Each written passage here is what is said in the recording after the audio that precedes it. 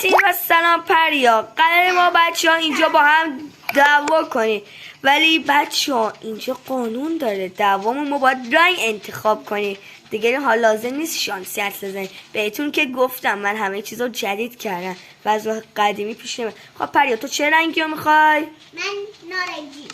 نارنجی. متین تو؟ من آبی. و منم زرد.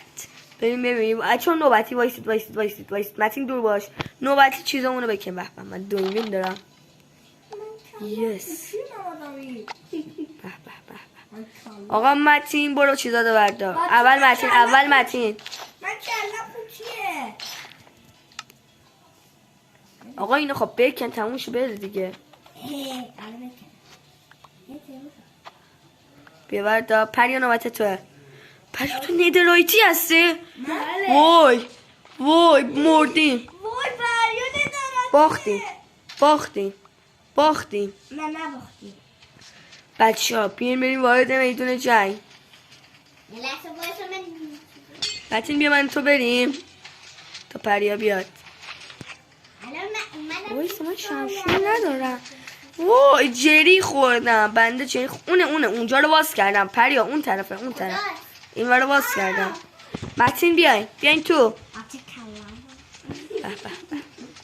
متین از خوشتستان اومده است. آمده این بچه ها 3. پریا لباسه رو تنید نمی کنی؟ میخوای لخت بیای؟ پریا از کی تو لختی؟ بچه ها آماده این جنگیم. 3 2 1 برو بمیر. متین اول بیا پریا رو بکشیم. وایسا متین بذار تو یخ باشه. بمیره. متین بذار تو یخ باشه. منم از این ور تو رو بزنم. What the fuck.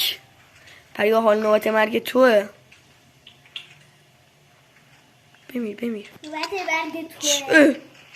من همینجا جام خوبه. متین تو نمیتونی بیایی دیگه مردی. تو همینطور بمیر. نزن منو. نمیسوز. وایس من از سینه متین استفاده کنم تو رو بکشم. متین نباید دیگه تو بازی نیستی نباید بزنی. بمیر.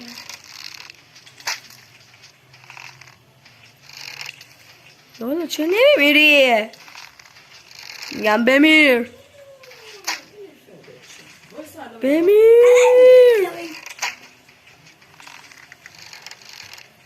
نمیمیری؟ Yes!